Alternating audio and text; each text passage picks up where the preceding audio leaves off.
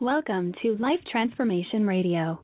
This show is all about life transformations and our journey from where we were to why we are doing what we are doing today. We will discuss the hiccups, the roller coasters, and the blood, sweat, and tears that has been poured out while discovering our purpose. It is all about our transformation. Here is your host, Sean Douglas. Good afternoon and good evening, and welcome to another episode of Life Transformation Radio. I'm your host, Master Resilience Implementer, TEDx speaker, business positioning strategist, and author, Sean Douglas. This show is currently heard in over 74 countries. So whether it's your first time joining us or you've been listening to us for some time, I want to thank you to those who are listening from around the world. Life Transformation Radio is all about our transformation.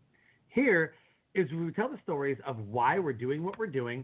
We highlight that transformational moment that changed our lives and how we use it to then transform others and elevate their lives as well. You can listen to us live right here on the Blog Talk Radio Network Tuesday through Friday at 5:30 p.m. Eastern Time. You can join our Facebook group, Life Transformation Radio Community, and interact with other listeners and ask questions to our guests. I ask that you subscribe wherever it is that you are listening to this show.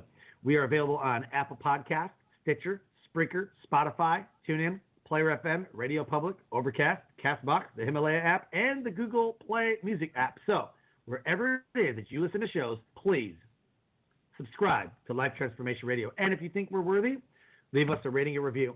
One of the reviews that we got was from ECW Hughes, who says, if you want to spark your own transformation, this is the show for you.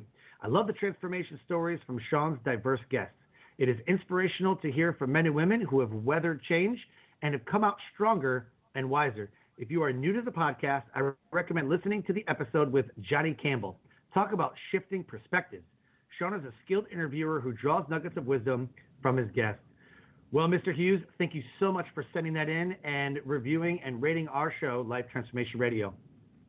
Our show has the guests of entrepreneurs, speakers, business owners, coaches, podcasters, authors, amazing people who are impacting the world around them.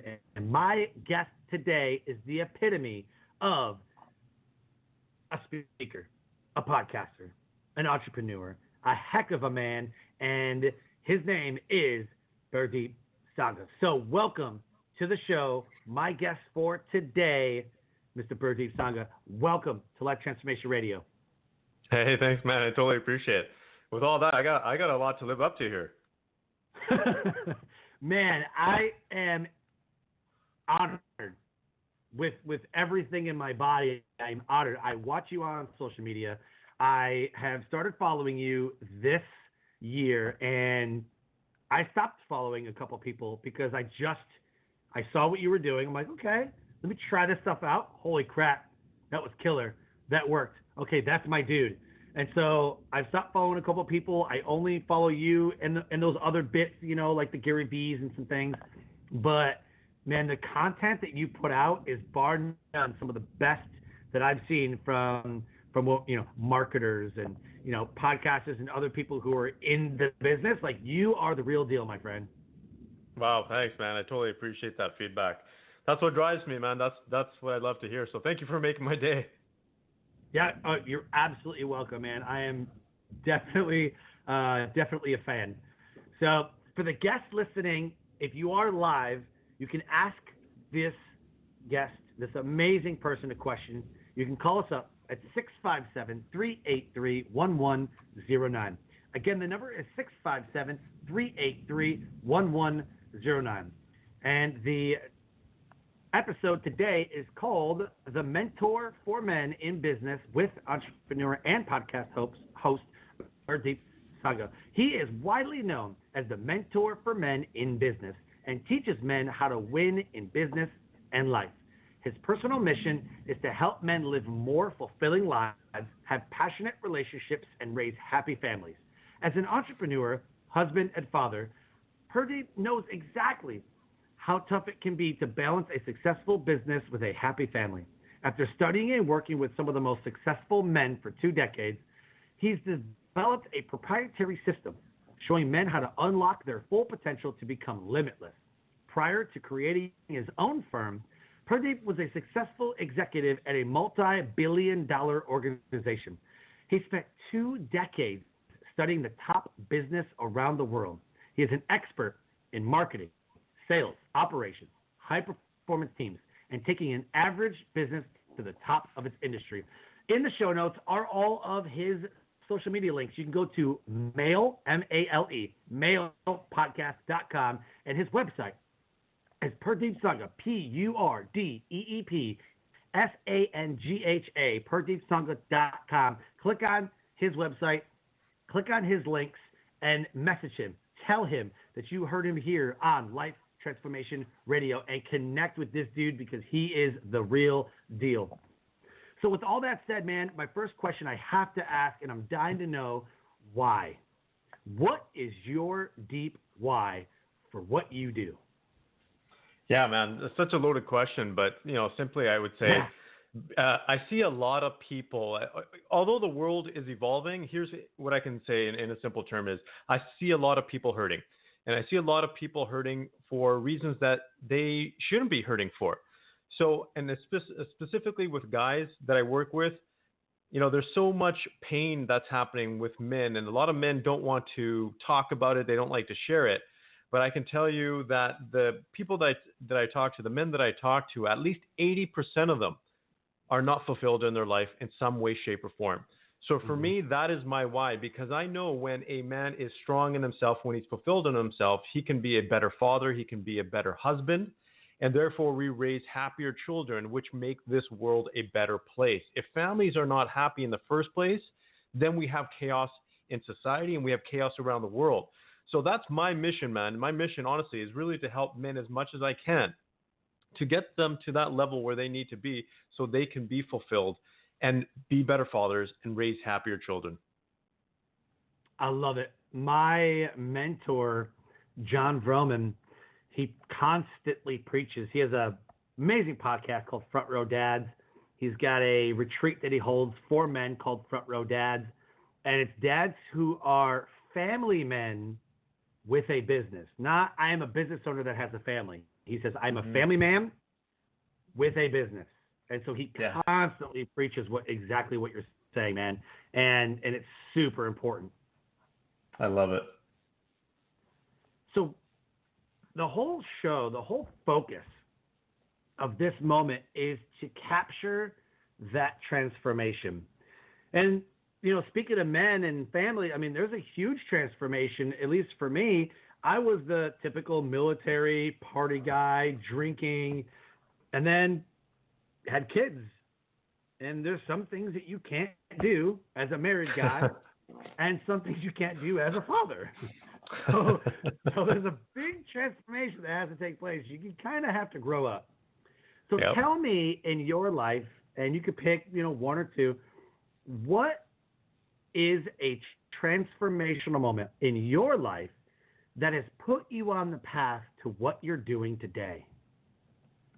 Yeah, wow, such a great question. So I'll tackle, I think, the one that is most relevant to what I'm doing today, in some way, shape, or form. So I was with my childhood, or you could say high school sweetheart, for a number of years, 9 years, and we broke up. I thought I was going to be with her for the rest of my life. And we didn't end things on a positive note. And I was literally shattered because my whole world in terms of happiness and everything that I had, it didn't revolve around her, but she was such a big part of my life. And that relationship that we had, that love that we had, was just so phenomenal that when we broke up, I was totally shattered. And I was in my early 20s. And what happened was I literally I went on this mission. So that's who I am. When I want to know something, I just do a deep dive and I just put my head down and I study the crap out of it until I learn it inside and out. So I wanted to know what went wrong in our relationship. I wanted to know why I was going through so much pain. I wanted to know what I did wrong. I wanted to know what she did wrong.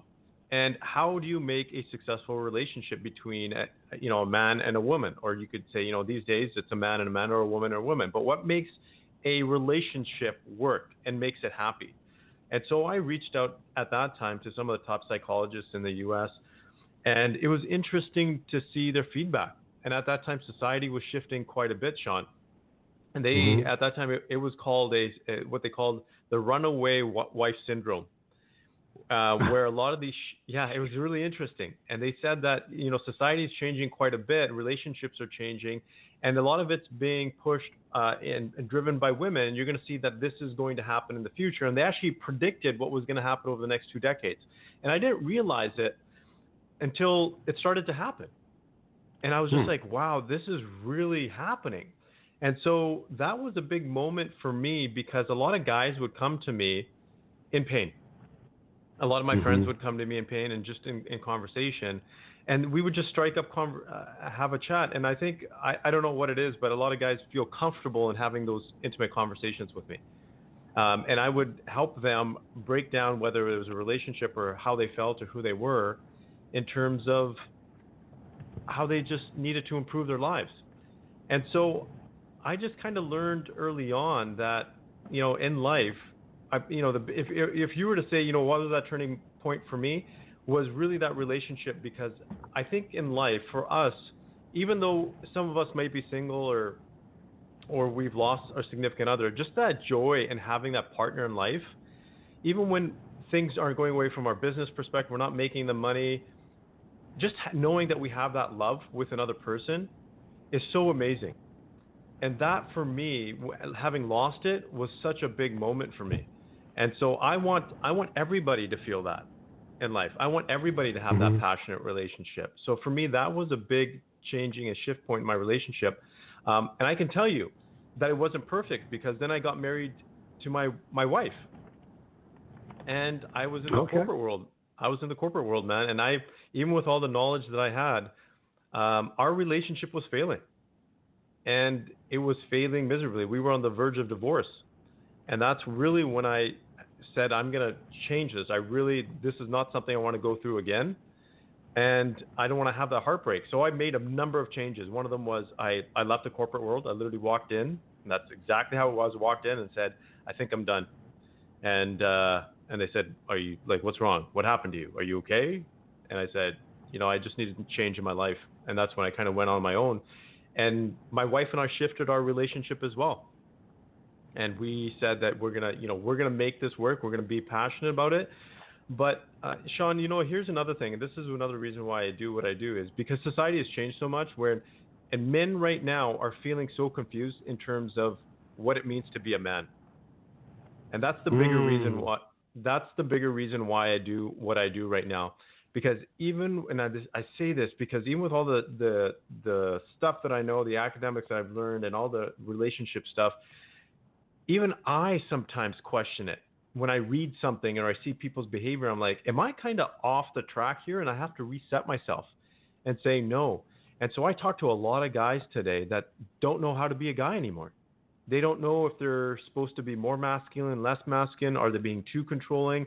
Are they not being, are they not stepping up enough?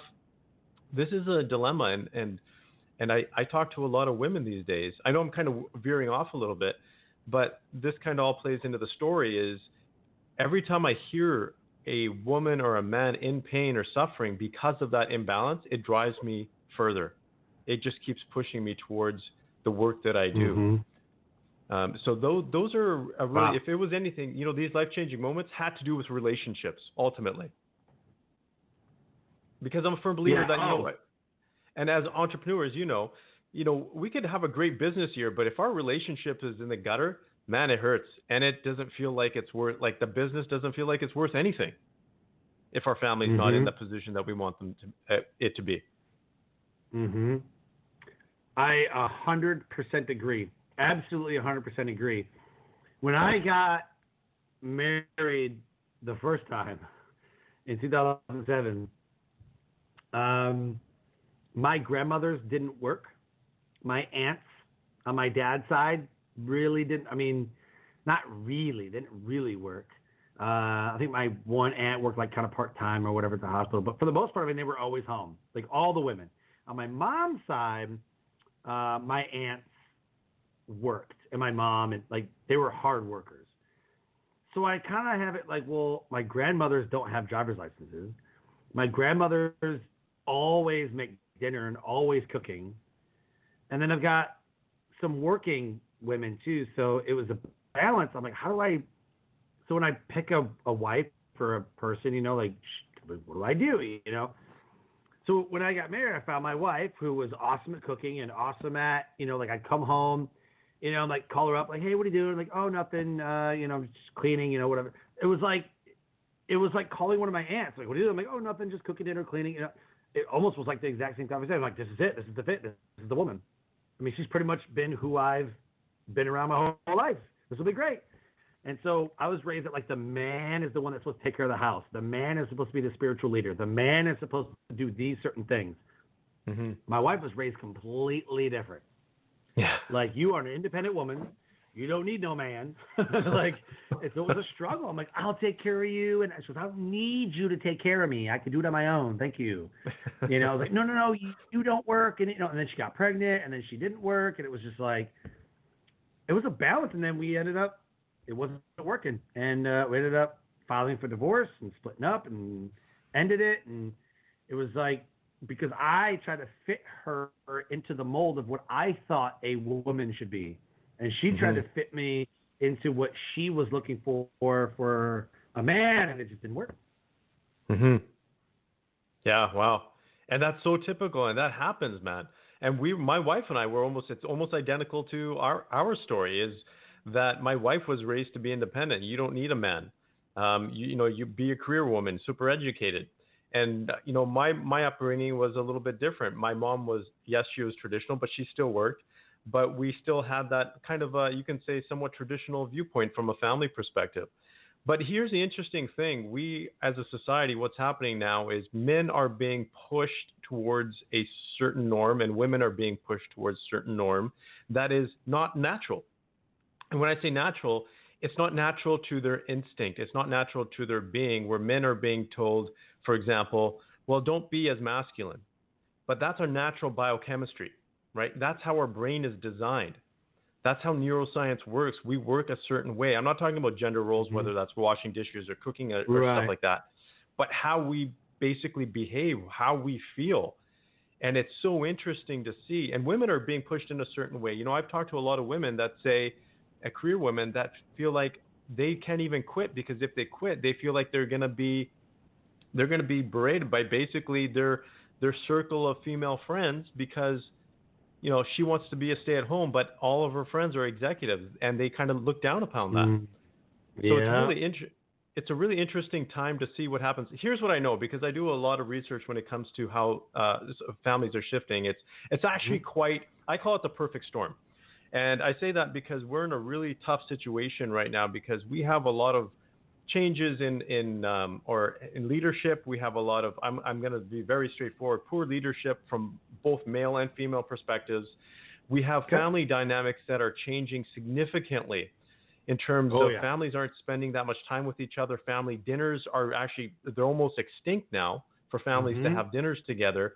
And then we have technology on top of that, where people are glued to their smartphone, and we have not, you know, this whole, it's been probably, I think, a decade now that the iPhone has really come out. We don't know the full impact in terms of what's happening to society as a result of this kind of these changes. But I do know, in talking to people, that people don't seem to be that much happier based on the changes that are happening. And so, you know, that's a big thing out there in terms of ultimately what we all want is to be happy, regardless of the money or, you know, gender roles or whatever that is. It's to be happy. And so, you know, I'm a firm believer that whatever makes you happy works, right? Yep. But if it's if you're not happy, then let's take a look at why it's not working. Yep, I agree. My mom and I go back and forth on this.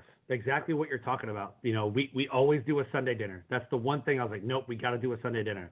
You know, and I would say, because man, Tuesday and Thursday is gymnastics, and it's at weird times. It's like right around dinner time. Like, they couldn't pick a different time. Like, come on. But it's right around the dinner time, so we either eat beforehand or like way after. Gymnastics is kind of late. Wednesdays is my full day. I have nothing but coaching clients all day long. And then I've got podcast, two mastermind meetings, my Facebook Live I do every Wednesday. It's like a full day of stuff. And then it's like, when do I fit in dinner? So I've actually had to schedule dinner. Like, babe, I need you to make dinner and have it done by 6:30 because I get done with my show at 6:30, and then at 7 is my mastermind. I get done with my mastermind. So that's 30 minutes. 30 minutes to eat, So it's like I have to schedule these things because it's such a busy life. And then, like I said, Tuesday and Thursday is like, this sucks. It's like so much stuff going on. And my mom and I go back and forth on this. I'm like, look, I'm trying to raise my kids the way that I feel is right, as not what society wants me to do, but what I think a person should be: loving, caring. Of course, we're Christian family, so we pray at each meal, and I try to live that lifestyle as Bible based and all that stuff. Mm-hmm. But the one thing we disagree on the most, I encourage my kids to have more screen time. I want them to be on that stuff as much as they can, because that's where the world is going. That's how kids communicate. That's where the attention is. That's where people's lives are. And so if I stop my kid from being on, like, let's say my 5-year-old, literally my 5-year-old makes TikTok videos. She makes TikTok. A week ago, I'm getting ready, get my shoes on, get ready to go. And I had walked away from something. I'm like, I need that. It was like a paper or like a paperwork, whatever I needed. And I was like, oh, dang it. And I walked away, and this is what I hear. Comment below if you think my dad is crazy. Comment below. And I'm like, what the hell? And she just smiles at me, and she's making these videos. I was like, what are you doing? And she's like, I'm talking to my friend, Dad. I'm like, okay. So I tell the wife, like, hey, I got to run out real quick. I'm out the door. And I'm thinking about it. I'm like, if I stopped my daughter from doing that, she would only know the demographic and psychographic of her neighborhood kids and the kids she goes to school with. She would never meet a kid from India, from Japan, from Nigeria, from the UK. She would never meet these people. She would only know the white kids that she goes to school with near a military base inside her school. That's it. That's all she'd know. Mm-hmm. She wouldn't know any other culture. And so what I've done is I've used that screen time as a tool. And I said, listen, if you're going to be on these things, I want you to learn something at the same time. So when you're watching these videos, and some of the videos are really stupid, I'm like, stop watching those. Those are stupid shows. I know, but they're funny. I'm like, they're stupid shows, but that's what makes them funny. And so I have a 12-year-old daughter, 5-year-old daughter, and they're on, social medias like Instagram and Snap and TikTok, and all this other stuff.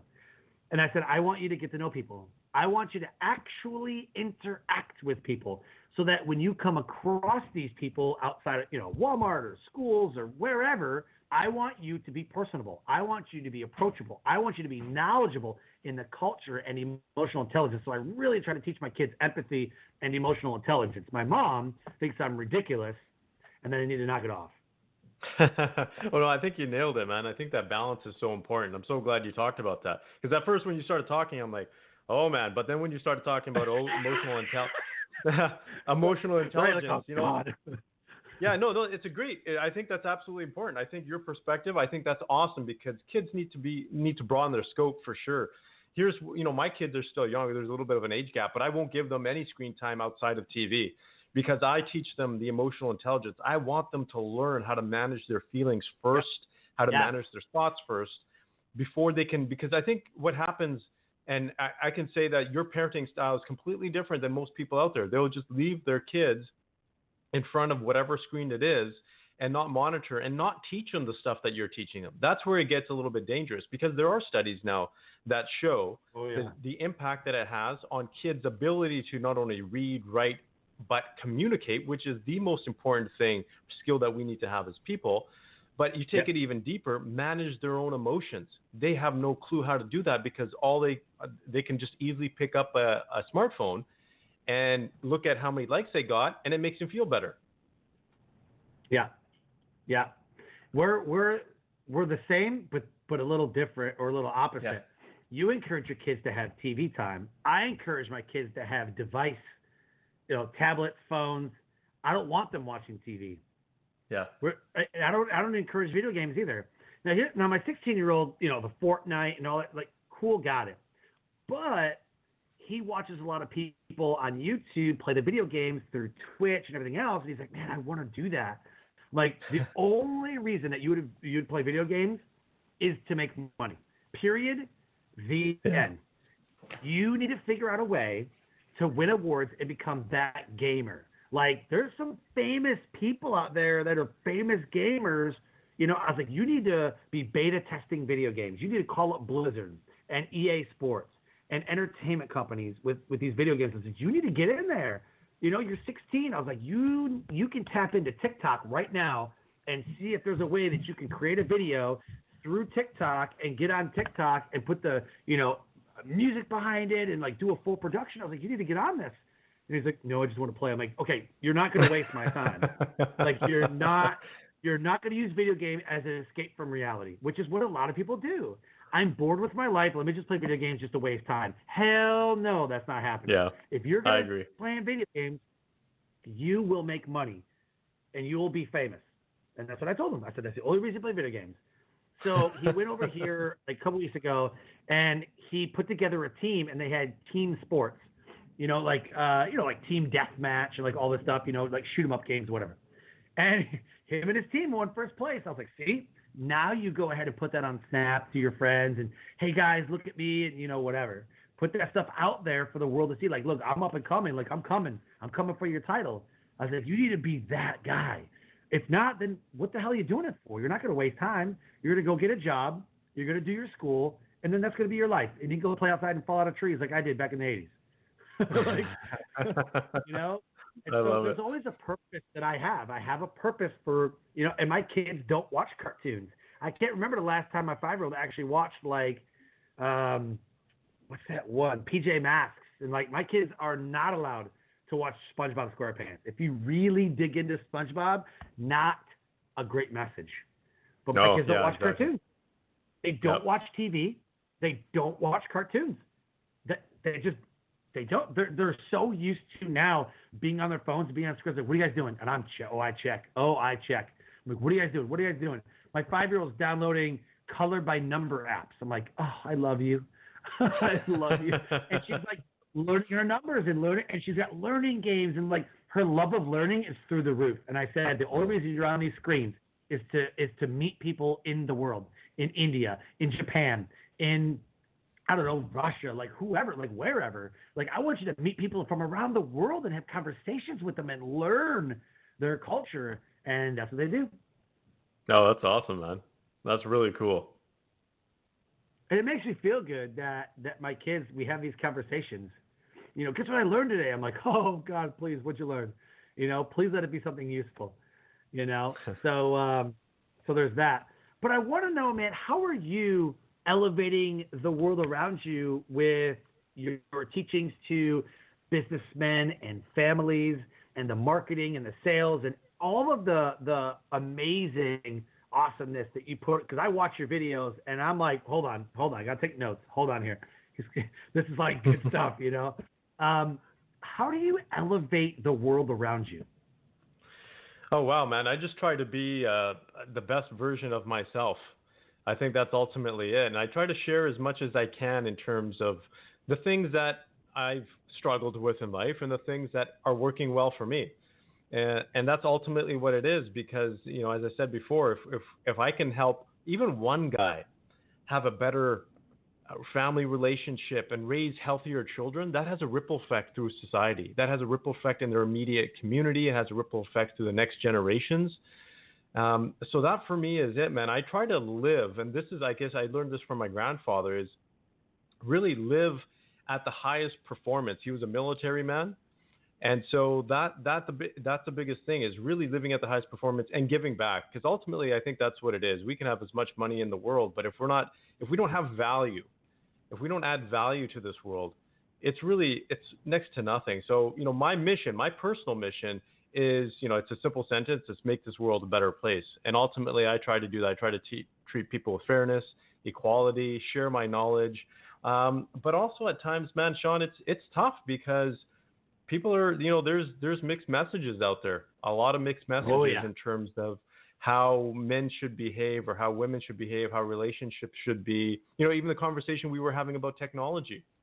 And so it's really interesting because there's times when it's like, okay, Purdeep, do I share my message or do I just stay quiet, or do I just push this message even more?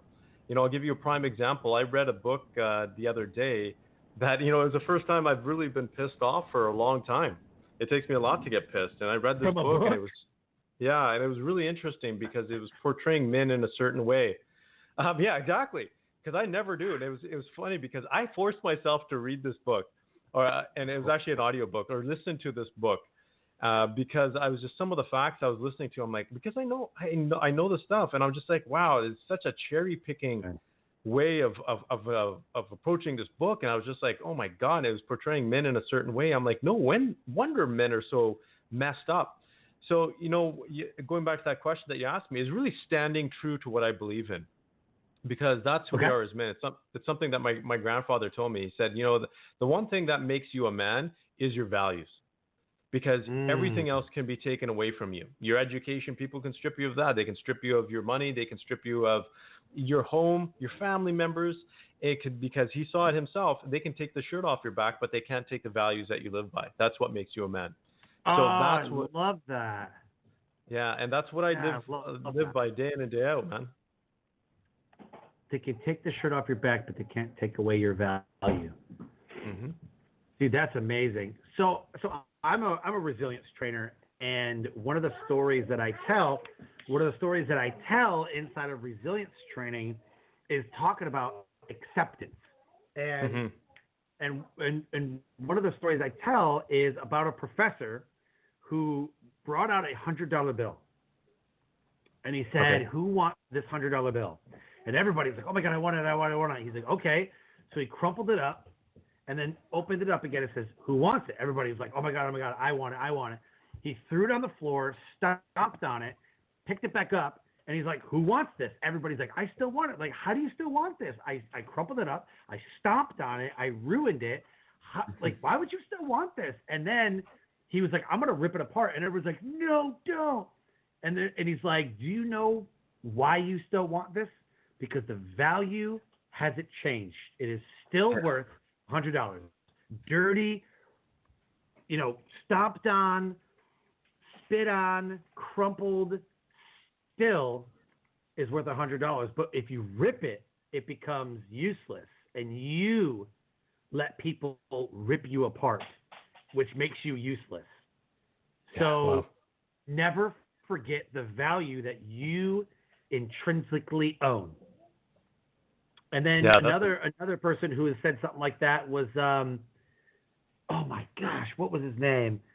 Ravi Zacharias.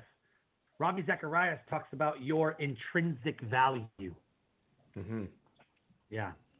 Yeah, that's so if you know a really who good that point. is, follow him. Yeah, that's so awesome. Talk about that. How should we, I want to dig into that, man. That's a profound statement. You can take the shirt off your back, but you can't take the value away. So talk about that. What is the value that we, how do I know what value I give, or I'm trying to really, really dig into that statement. How should men live, or what is the value that men hold? Talk to us. Yeah, it's really interesting. I think the most important thing to remember there is that it has to feel authentic. It has to feel true to you, because you have a natural gauge inside you when things aren't feeling right. And so every man is going to have a different value. Every man is going to live by different values. So what feels right to you is important. And a lot of times we live a life as guys that we think other people want us to live. And that's what I'm saying the biggest is. So it's really being authentic. I say this is an exercise because I practice a lot of mindfulness. This is, one of the core parts of my teachings is if you shut your eyes and you put everything outside, you take your work, your business, your career, your influences, or your from your family members, your parents, you take all that, you put that aside, and you look inside and you close your eyes for however long it takes, and you ask yourself, am I happy with who I am? and wait for the answer and be true to yourself.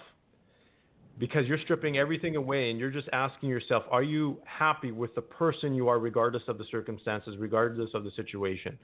Now, if you are happy, great, right? That is the most important thing, because us as men, we need to be happy with who we are as men first, not the external circumstances around us. The challenge is a lot of us men are not happy with who we are. And so we take a look at that. And so, and the reason why I say use that exercise is because a lot of us place our value on the stuff that we have, or the positions that we have, or, you know, the money that we have in the bank account, or the types of relationships we have. But when we take a look at it, we need to value ourselves as human beings. We need to value ourselves as men. And you ask that question, well, what does it mean? Well, how do you live? What value do you give to other people? One of the biggest things to do is sometimes you should ask other people around you to say, not to double check, you know, not to question yourself, but just to ask, what value can I provide to you in life? What more can I do for you? Is there something else that can just change? Because there's simple things. My wife and I tried this exercise and it actually worked very well for us, where we just sit down and during the evening, we just ask each other, you know, what is the one thing that you want from me today? And, oh, wow. You know, we'll ask each other that. And it's not a list of 10 things. It's not 20 things. It's just that one thing. Because just adding that little piece of value can make someone else's day. So as men, you know, if I talk about the purpose of men in particular, and this is my firm belief, and again, this is my personal opinion, it's really, and we could talk about it from a spiritual perspective as well, because there's, you know, this has been talked about for thousands of years, the yin and the yang, basically, two types. There's always polar opposite energies, right? And we can represent that as a masculine or feminine, or the male or female, basically, in society. But us as men, we are stable, we are peaceful, we are solid, we are directive, we are confident from that standpoint. That's what a man brings to a family, right? Really brings that solid presence. If anything, if I can say anything, I'm so passionate about this because I've experienced it from two men in my life, my grandfather and my father. When my dad used to walk into a room, and I'm sure you can experience this because coming from a military, right, background, like my dad was in the police force for 7 years. My grandfather was in the British Indian Army for 30 plus years. When they walked into a room, you could sense the presence. You could sense other people sensing their presence. And so that just that male presence does so much for a family. And if we talk about the energy, it is a calming energy. It is a peaceful energy, especially for children, to know that their dad is solid, is confident, is consistent, is there to provide for the family. That gives so much comfort and allows children to be raised in a very, you can say, comforting environment that allows them to be themselves and not fear or have that fear that a lot of children these days have. You know, I very openly say they don't make men like they used to. They really don't. Oh, my gosh. Oh, man. So I saw something, I don't remember, a couple months ago. Maybe it was Memorial Day or whatever. And I kind of had to, like, I chuckled a little bit, but then I kind of was like, man, I don't think it's entirely true, but so it was a picture. It was like in 1941, you know, or 1939 or whatever it was. I think 1940. 18-year-olds stormed the beaches of Normandy.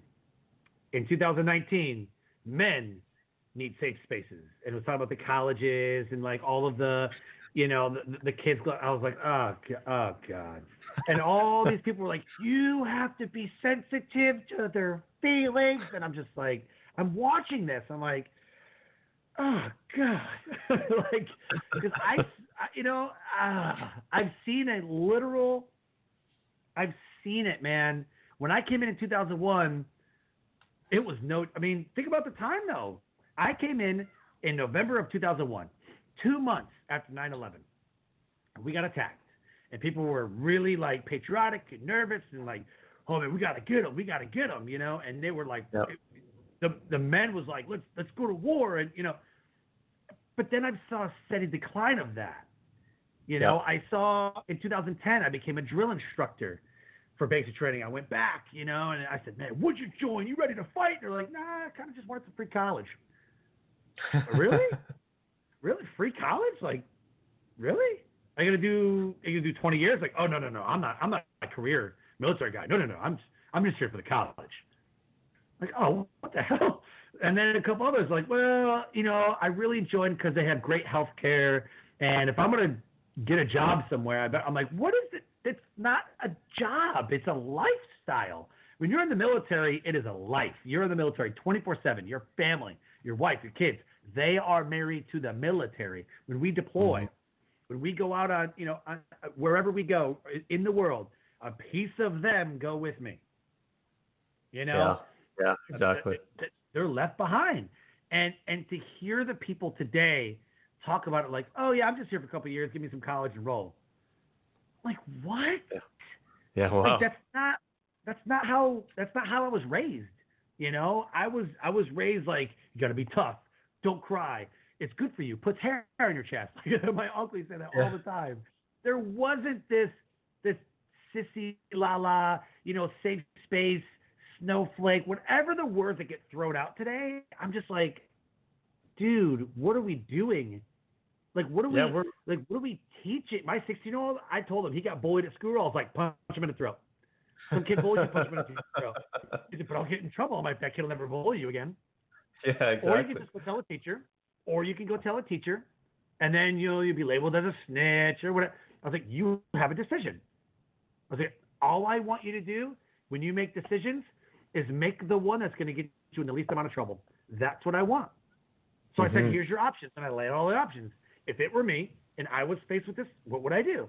I said, you can punch him in the throat.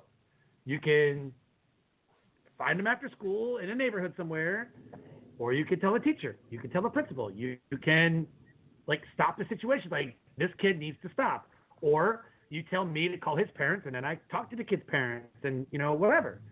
And I said, what do you want to do? And, of course, it never came down to fighting. They were like, I'll just tell the teacher. I'm like, I think that's a really good idea. Like, you know, and so here's your option. You know? I like that. When we were in school, I mean, I grew up you know, I was born in 83. In the 90s, you just beat somebody up. That's what you did. Plus, I lived in Detroit. You beat the crap out of them because they were talking crap. Now, you can't do that because, I mean, even back then it was wrong. Like, I'm not saying that's right. I would never advocate for violence. But it's just, it's looked at as you don't promote violence, period, the end. You know, even UFC's become not as popular. Boxing, not as popular as it was back in the 80s and 90s. Yeah. You know, it's interesting that you mentioned that because I think there's a direct correlation there too.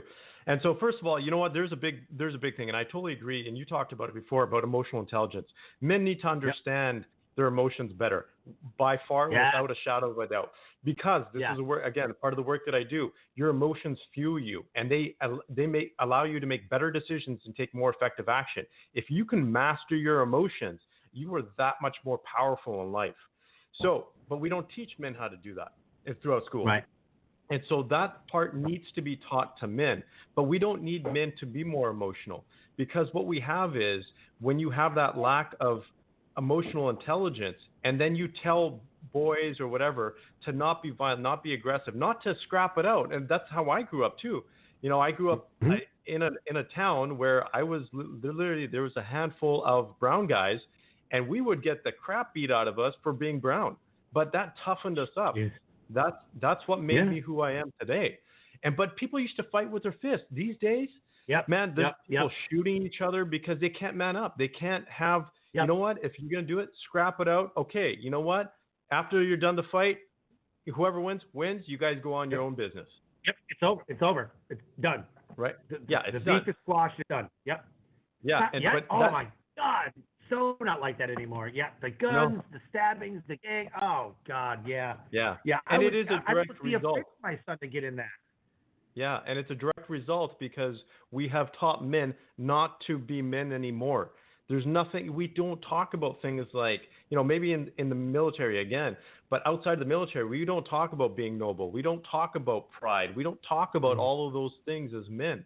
And that is so important because I see this day in and day out. I have more women coming to me now, Sean. I'm at the 50% mark. It's really interesting because I keep the stats in terms of referrals, where half the referrals come from women that say, I need, because I work specifically with men in business, that's executives, business owners, entrepreneurs, managers. But I have women that have husbands or partners that are not even in business. And they say, can they please come to your workshop? Can my man please come to your workshop? He needs to step it up. I don't want to be that masculine force in my relationship anymore. So it's really interesting to see what's happening. Wow. So my son, there was a girl down the street, and it was her birthday, and a couple of years apart. I was like, kind of like her, huh? Like, he's 16, so me and my wife are razzing him just like our parents razzed him, like, ooh, And I was like, you got to get her something. You got to get her flowers. He's like, no, that's girly. And I was like, sit down. Let me tell you something. I was like, hell no. I was like, let me tell you something there, boy. I was like, you get a girl flowers, and you get a girl a card, and you get a girl a bear, and you do these things. You open up doors. You become a man. That's what men do. Men open up doors. Men protect their women. Men take care of the things that they need to take care of, but they also let the women be as independent as they want. Don't you ever make a girl dependent on you, because that is emotional abuse. So don't ever do that. And I had to explain to him. I said, the way that I was growing up, my stepdad from 3rd grade to 7th grade beat the crap out of me, my mom, and my older sister. He controlled the money. He controlled her time. He controlled how she felt. Like everything. You can't talk to this person. You can't talk to that. And anybody strong, like my aunt, man, she don't take no crap. Like even now, she's the first one she will jump on you. She's like, no, that's not right. I mean, even with the NFL, with the kneeling and all that stuff, she was like, oh, no, let me tell you. I mean, she was in it, right? And she's always been very vocal and very strong-willed. And my ex-stepdad would be like, you can't talk to her no more. She's bad. And my wife and my mom's like, that's my sister. They're like, that's like, and she's no, you can't talk because she's stronger than my mom. And so I explained to him, I was like, this is the things that you want to look for. This is the things that you want to look out for. Don't be this way. Don't be this way. Don't be this way. Loving, empathetic. Lead with empathy, lead with emotional intelligence, and your brand should be that I am the man, not the lumberjack manly man portrayed before, not the gangster, that stuff. It's I am the spiritual leader of my home. Mm-hmm. I fulfill the needs of the woman as much as she wants them met or whatever from a woman and man standpoint. Which that wasn't a fun talk, like that sucked. I got a porno thrown at me and goes, here, read this. Oh man. that was my, women have needs and men have needs and you need to fill those needs, but in a responsible way. Yeah. I got a porno thrown at my face and go, here, read this. That's a funny story. Cause what my dad said to me, this brings back memories. My dad came to me once and he said, this was his talk. I don't care what you do. I was a kid at your age. I know what it's like. I just don't want anybody knocking on my door telling me that you got their daughter pregnant. And that was it. I was like, okay, I got it. How do I do the pregnancy, Dad? Like, how do I make that happen, Dad? So yeah, because and then I caught it. What sparked it is I caught him looking, like on the phone, Googling some things. Found some websites, and I was like, crap. Like, now's the time, so I had to explain to him, some things. But, so my wife went and got him, flowers, card, because he didn't have a job at the time, and like a massive bear, and took it over there, and the father was like, that's really nice of you. Wow, like, I'm impressed. I was like, see, that's how you know you're doing a good job. That's how you know that you're standing out the way you should as a young man, being respectful, saying yes, sir, yes, ma'am, and doing these things. Because the moment, I'm telling you what, man, the moment that my 12-year-old, my 5-year-old, and my 2-year-old get to dating age and this little punk pulls up in his car and honks for my daughter, I'm walking outside. That's going to happen. And him and I are going to have are going to have a significant emotional experience in my driveway. That's awesome. Like, you will come to my. I told him, I said, you will go to the door. Will escort her from your car to her door. You not just drop her off or just expect for her to walk out the house. Like, you will get out of your car and you will open doors. You will do these things. This is what stands out as a man. He's okay. I got it. Like, moment you know, I was like, you are a piece of crap. The moment you devalue her as a woman and you take her womanhood away, you become a piece of crap. Yeah. And you're not a man. Yeah. Okay. So it was. I mean, it got intense. For he's like, no, that's not what I'm like, I don't care what you see. I don't care what your friends do. I don't care what your friends make fun of you. I don't give a crap. He was worried about his friends.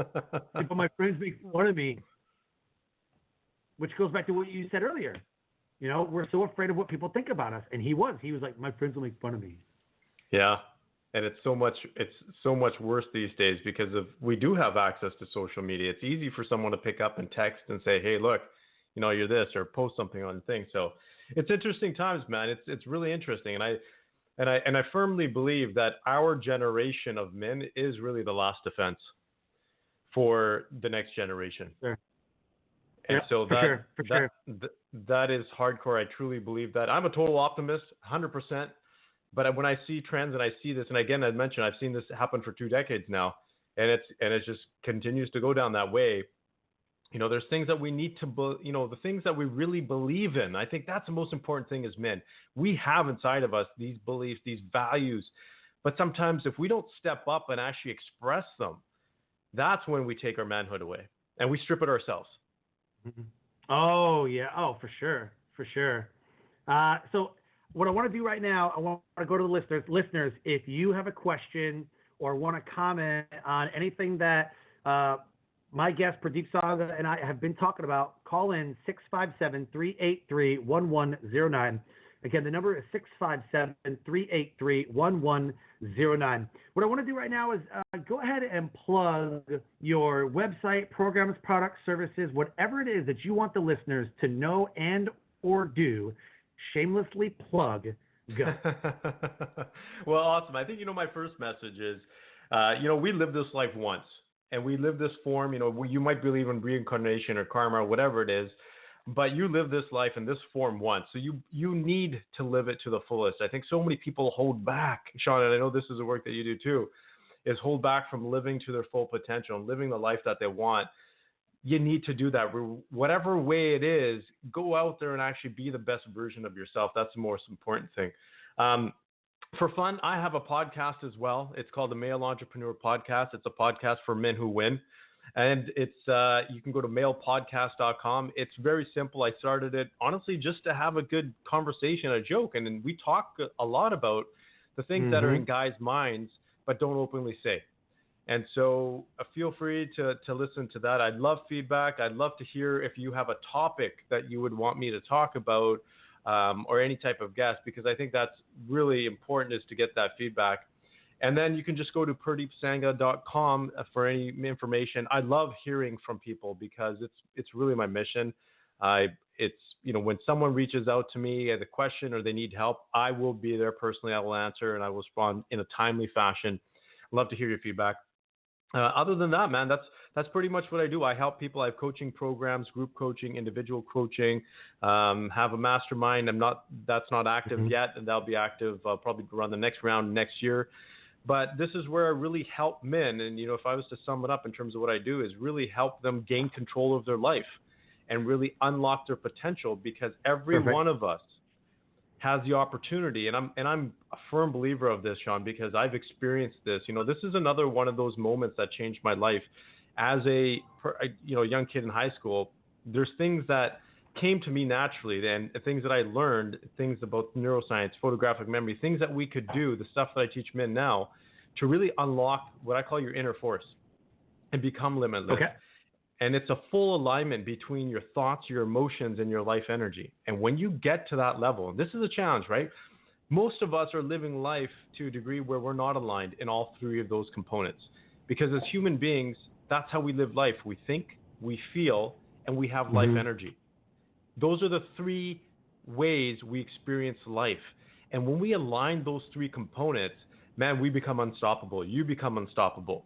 But we have so much crap that happens in our life that throws us off, whether it's our mind, it's our emotions, or our life energy. Most people aren't even taught how to harness them in the first place, let alone to keep them aligned. But once you have them aligned, that's why I joke around, the whole premise of Star Wars or the Karate Kid, everything, was all about their inner force, that power that each person, each man and woman has inside of them. And unlocking that can not only change your life in terms of achieving that goal that you want in life, but also just being more fulfilled.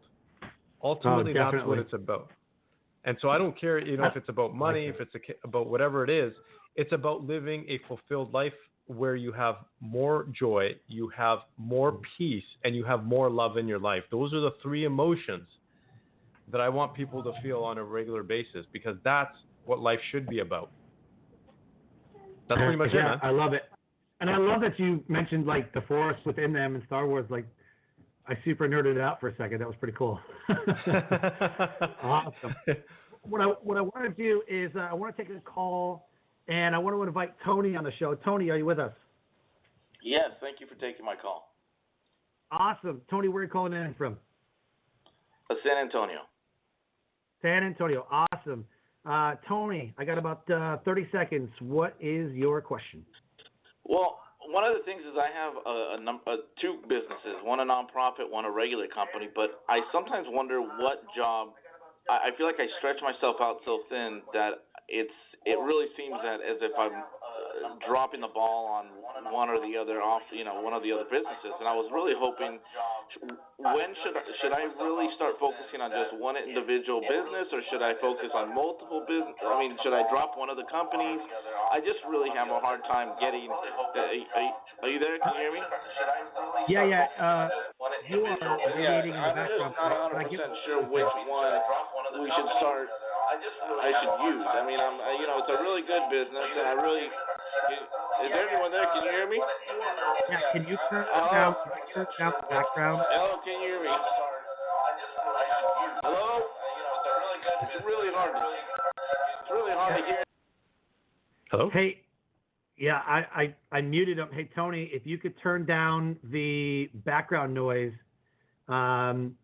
So basically, what Tony it's basically the radio is playing in the background and it's kind of radiating. Basically, what Tony's asking is, and what I got was, he has a nonprofit and Tony has a business. He's dropping a couple balls. He feels like he's stretching himself too thin. What's your advice to Tony? He doesn't want to drop one or the other or both, but really Tony wants to know where his priorities should lie. Yeah, and I think the first thing is to ask yourself, Tony, what is going to fulfill you in life in terms of what is going to create those emotions that you want to feel on a daily basis, because that is the most important thing. That's the business that you should follow. Now, from a business standpoint, businesses are like kids. And it requires a lot of energy, a lot of time, a lot of headaches to grow them and to nurture them. So you have to be very cognizant in terms of the energy that you give to each business, because each one will require a lot. You cannot do it all. Here's the recommendation that I would say is, if you find a business partner or a manager or a CEO or a leader or executive type, whatever it is, to take some of that weight off your shoulders. If you can find someone trustworthy from that standpoint, that is your first bet. So always try to partner up, or you could potentially sell it. You could do whatever, but you said it yourself. You're feeling the pain. You're feeling the challenge. You're feeling like you're not living on both sides of the businesses. It seems or sounds like it's suffering. That's a sign for you. You need to do something. You need to do something different, because if you don't do something different, you're going to drive both of them into the ground eventually. I've seen it happen over and over again. Yep. So find a partner. Do whatever you can to keep them both going. If not, I would say pick one and roll with it. Yeah. Thank you for calling in, Tony.